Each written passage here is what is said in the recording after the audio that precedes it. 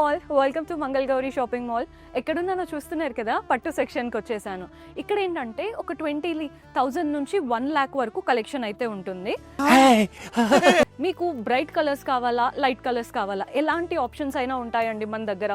చాలా మంది ఈ మధ్య పేస్టల్స్లో అడుగుతున్నారు కదా, సో వాళ్ళ కోసం ఈ ప్యాటర్న్స్ కూడా ట్రై చేయండి.